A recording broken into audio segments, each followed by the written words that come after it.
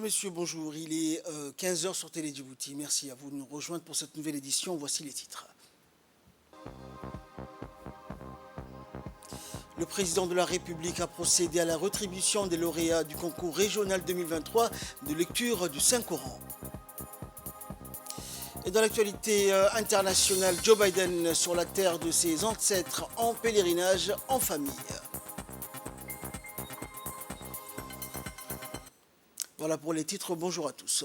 Le président de la République, Ismaël Omar Guelleh, a procédé hier soir à la rétribution des lauréats du concours régional 2023 de lecture du Saint-Coran. Et comme à l'accoutumée, cet événement qui intervient chaque année dans les 10 derniers jours du mois béni du Ramadan eut lieu à la résidence privée Dar al-Goud Daramous du chef de l'État. Initiative du président de la République, le concours régional de lecture du Saint-Coran à valeur de plateforme de promotion à une approche tolérante et pacifique de la religion musulmane. Cette ambition principale est de se poser en un canal de remission et d'interprétation tolérante de l'islam, source d'apaisement et d'union dans cette partie du monde. Le concours régional du Saint-Coran intègre une palette stratégique de complémentaires, de mesures, d'actions et de réformes diligentées au plus haut niveau à Djibouti et militant dans tout le sens d'une prévention de la notion de radicalisation et de fanatisme religieux. Son objectif essentiel est d'offrir un cadre d'expression, d'évaluation et d'affirmation à des jeunes issus de toute la région et souhaitant participer à des compétitions fondées sur la récitation et l'art du psalmodier, le Saint-Coran. Comme à chacune de ces éditions, les participants au concours 2023 de lecture de Saint-Coran proviennent entre autres de Djibouti, de la Somalie, du Somaliland, de l'Éthiopie, du Yémen, du Kenya, du Soudan, de l'Ouganda, de la Tanzanie et de l'Union des Comores. C'est un ressortissant kényan, Abdulaziz Inchar Ahmed, qui a gagné cette année le prix de la compétition portant sur les 30 chapitres du Coran. Quant aux compétitions portant sur les 20 et 10 premiers chapitres du Coran, elles ont respectivement été remportées par Bara Ahmed Saïd, de nationalité yéménite, et par Amir Abdullahi Mohamed, originaire de Somalie. Cette cérémonie de remise de prix placée sous le patronage du président de la République s'est déroulée en présence de plusieurs hauts responsables djiboutiens, dont le Premier ministre Abdelkader Kamel Mohamed et le ministre des Affaires musulmanes et des Biens Warf, Moumin Hassan Barriya. Et ce dernier, le ministre des Affaires musulmanes et des Biens Warf, a indiqué dans une interview qu'il nous a accordée que ce concours régional intervenait dans le cadre d'une volonté du président de la République pour promouvoir une approche pacifique de la religion musulmane. Il a ajouté que le concours régional du Saint-Coran intégrait une palette stratégique et complémentaire de mesures, d'actions et de réformes diligentées au plus haut niveau à Djibouti et offrir ainsi un cadre d'expression, d'évaluation et d'affirmation des jeunes issus de toute la région et souhaitant participer à des compétitions fondées sur la récitation et l'art du psalmodier, le Saint-Coran. Le secrétaire d'État au sport a inauguré ce matin un nouveau terrain omnisport EIGA à la cité Cheikh Ousmane dans la commune de Balbala. L'événement a été marqué par la participation de plusieurs personnalités, notamment le conseiller à la présidence auprès de la jeunesse, le président de la commune de Balbala, du colonel Waïs Omar Bogoré, commandant de la garde-côte, des conseillers et de la secrétaire générale du secrétariat d'État au sport, ainsi que plusieurs responsables et membres du secrétariat d'État au sport et de la communauté locale. Ce nouveau terrain omnisport a été construit dans le but de promouvoir la pratique d'activités physiques et sportives auprès de la jeunesse de Balbala. Il est doté d'équipements modernes permettant la pratique de plusieurs disciplines telles que le football, basketball, volleyball, handball et pétanque. Le secrétaire d'État au sport, Hassan Mohamed Kamil, a souligné l'importance de la pratique du sport pour la santé physique et mentale des jeunes. Il a également rappelé que la pratique d'activités sportives peut aider à lutter contre la délinquance juvénile et favoriser la cohésion sociale. Cette inauguration a été une occasion pour les jeunes de Balbala de découvrir la nouvelle plateforme qui n'a pas manqué d'exprimer leur satisfaction et leur remerciement à l'endroit du secrétariat d'État au sport. En somme, ce terrain omnisport constitue une belle opportunité pour la jeunesse de Balbala de pratiquer des activités physiques et sportives dans un environnement moderne et sécurisé et de contribuer au développement du sport national.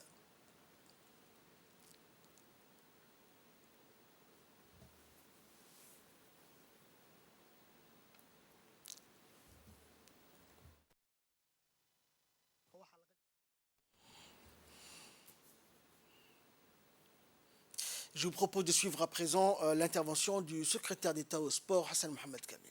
On va parler d'inauguration, mais on va parler de passation. Parce qu'une fois que le président de la République a inauguré dans 2022 le mémorial EGA, suit aujourd'hui le complexe aussi EGA parce qu'il porte toujours le même nom. Il faut savoir que là où nous sommes était un endroit franchement délabré, inhabitable, où les eaux pluviales étaient stagnées. Et le président, en passant, il a vu ça, il a pensé au quartier. Il a pensé d'abord au mémorial parce que EGA porte un nom ancien et surtout historique pour la population de Djibouti et de Balbala. Donc, comme le nom déjà l'indique, le complexe aussi porte le nom de EGA. Ce complexe est dédié pour la jeunesse qui se trouve dans les alentours. Je pense qu'ils sont nombreux aussi. On va discuter avec la jeunesse. On va discuter avec les sages des quartiers pour trouver un juste milieu pour que les jeunes puissent jouer sur ce terrain. À inaugurer aussi les terrains qui vont se trouver sur la place, la route de Assamo, où il comporte beaucoup plus de terrains et de la présidence, était sur place pour aménager ces terrains. Je ne vais pas oublier aussi le colonel Ouaïs, là, qui est juste à côté de moi, qui est un ami aussi, qui ont sincèrement la main-d'œuvre revenait à la garde-côte jusqu'au jour d'aujourd'hui. Ils sont toujours avec nous. Il faut les féliciter. Il faut les féliciter à leur gérer. Nous, on va les aider uniquement. Il faut que la jeunesse entretienne ce terrain. Il est à vous. Il faut le préserver. Parce que j'en ai vu le terrain qui sont, les lampes qui sont cassées et tout ça, les poteaux qui sont cassés. Aujourd'hui, ce terrain, il est à vous.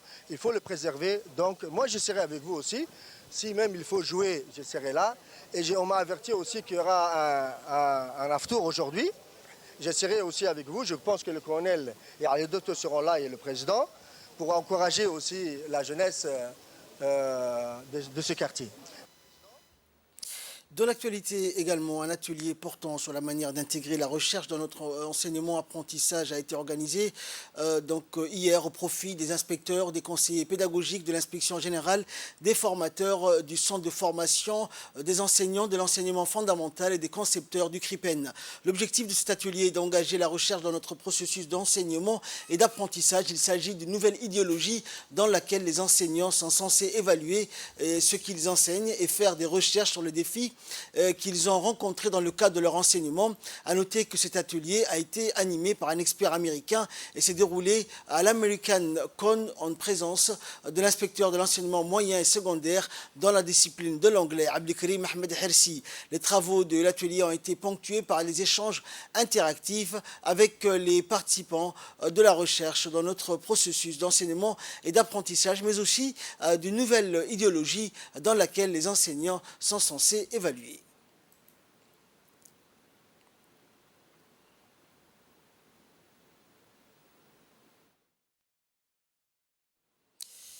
Alors que le mois sacré du mois béni du Ramadan touche à sa fin, les familles sont occupées à se préparer pour l'Aïd al-Fitr. Et l'un des aspects clés de cette préparation est de faire du shopping pour de nouveaux vêtements, en particulier pour les plus jeunes.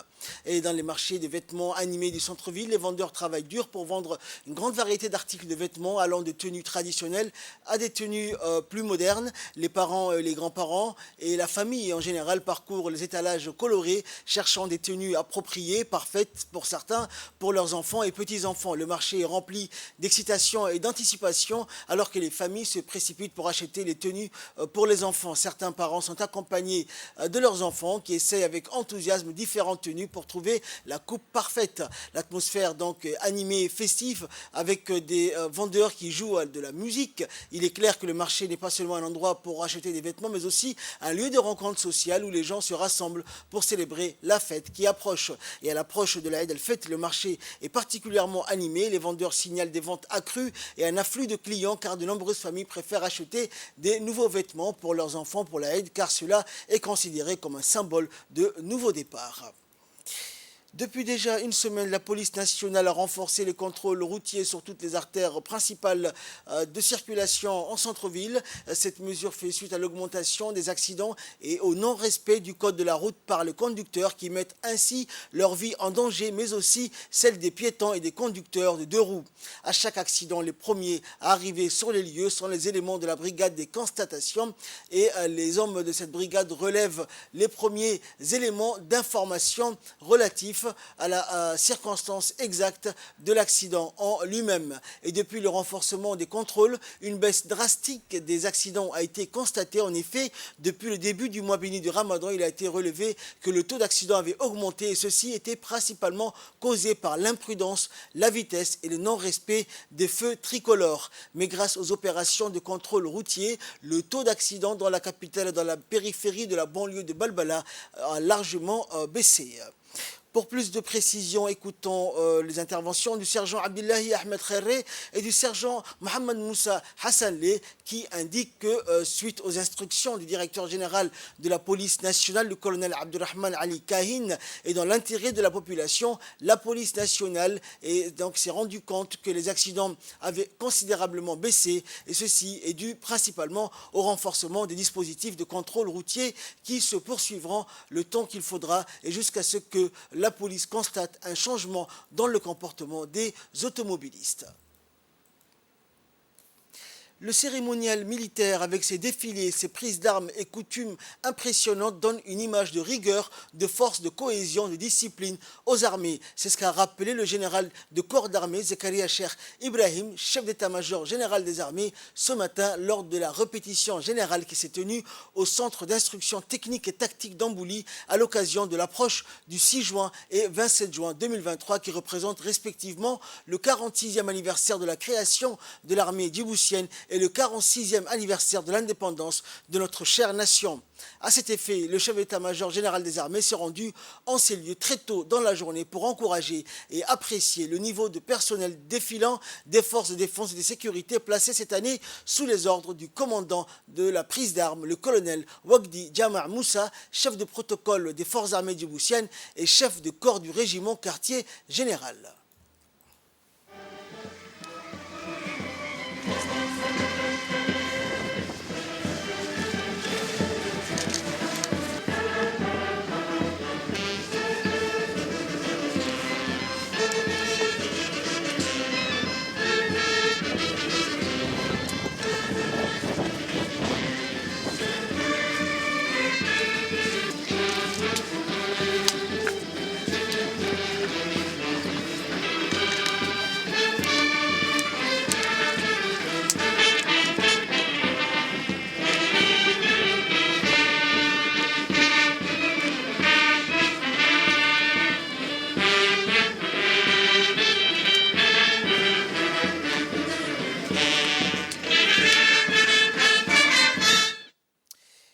Après son arrivée, le chef d'état-major général des armées, le général de corps d'armée, Zakaria Cheikh Ibrahim, a procédé à une revue des effectifs avant de donner le feu vert pour le lancement du défilé.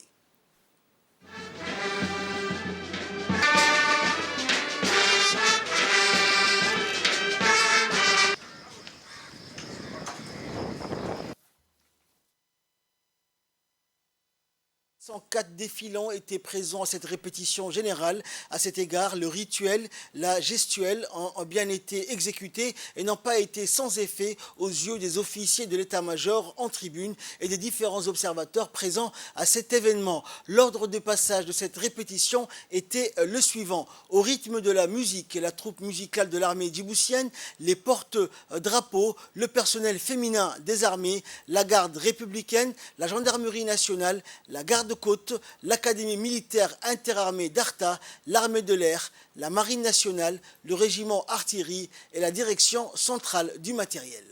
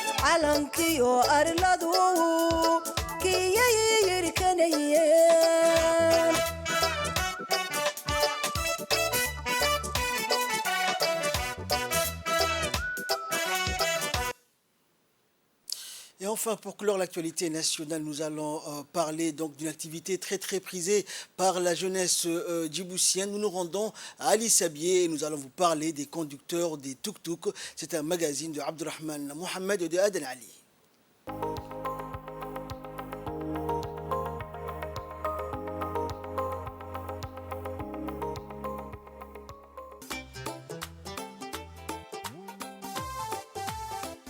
La lutte contre la précarité et le chômage n'est pas seulement une affaire du gouvernement. Les Assadjoug l'ont compris il y a déjà un moment. Prendre des initiatives pour sortir de l'inactivité et créer une source de revenus sont devenus le cheval de bataille de beaucoup de jeunes. Comme tous les chefs-lieux, la ville d'Ali Sabié s'agrandit et il est devenu primordial de faciliter les déplacements des personnes à l'intérieur de la ville et dans les localités avoisinantes. Saisissant cette opportunité, les jeunes Assadjoug se sont très vite lancés dans l'utilisation des tuk-tuk pour répondre à ces besoins grandissants. Aidés par les organismes financiers de l'État, la famille ou sur fonds propres, beaucoup ont acheté ces tuk-tuk. Aujourd'hui, ils sont plus de 200 jeunes à vivre de cette activité. À Ali Sabié, il est impossible de ne pas croiser ces moyens de transport aussi bien sur les artères principales que dans les petites ruelles. Ils vont même jusqu'à Assamo, non seulement pour le transport des passagers, mais aussi pour l'acheminement des fruits et des légumes. Un périple facilité par la construction de la route reliant Assamo chef-lieu. Le recours au tuk-tuk a ainsi largement contribué à la facilitation de tous les déplacements, comme nous l'expliquent les usagers. La ville a vraiment grandi si vous avez besoin d'aller à l'école, à l'hôpital ou encore au travail. Ou que ce soit, en tout cas, vous utilisez un tuk-tuk. Nous le remercions pour ça.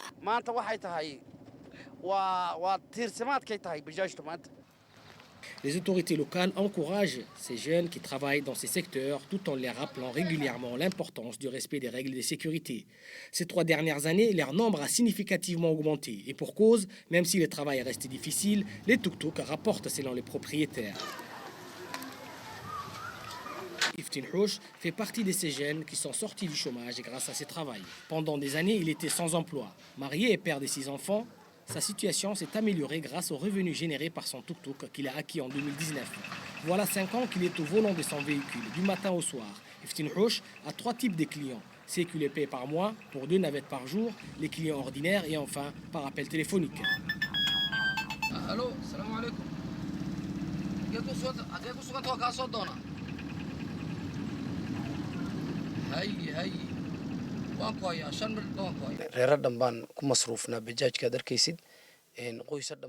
C'est avec les tuk-tuk que vous voyez que je subviens aux besoins de ma famille, mes 6 enfants et leur mère.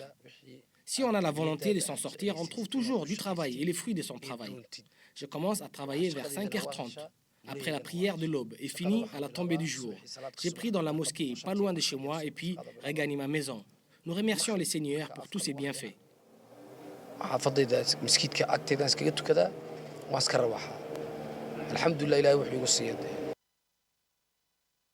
Comme pour Iftin Houch, ils sont donc plus de 200 à exercer ces métiers. Certains sont de la ville d'Ali Sabié et d'autres viennent des localités avoisinantes avec un rêve, c'est celui de sortir de la précarité.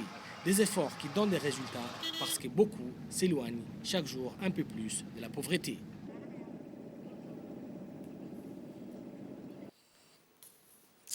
Dans l'actualité internationale, à présent, c'était dans le titre de cette édition, le président américain Joe Biden en pèlerinage familial en Irlande. Joe Biden s'est lancé hier dans une quête sentimentale de ses racines familiales en Irlande, après un passage bref et politiquement bien plus délicat en Irlande du Nord. Après avoir célébré à Belfast les 25 ans de l'accord de paix sur l'Irlande du Nord et plaidé pour un redémarrage des institutions paralysées de la province britannique, le président américain a entamé la partie de son voyage qui lui tient le plus à cœur. Comme il l'avait déjà fait en tant que vice-président en 2016, le démocrate de 80 ans a mis le cap sur l'un des berceaux de sa famille dans le comté de Luce.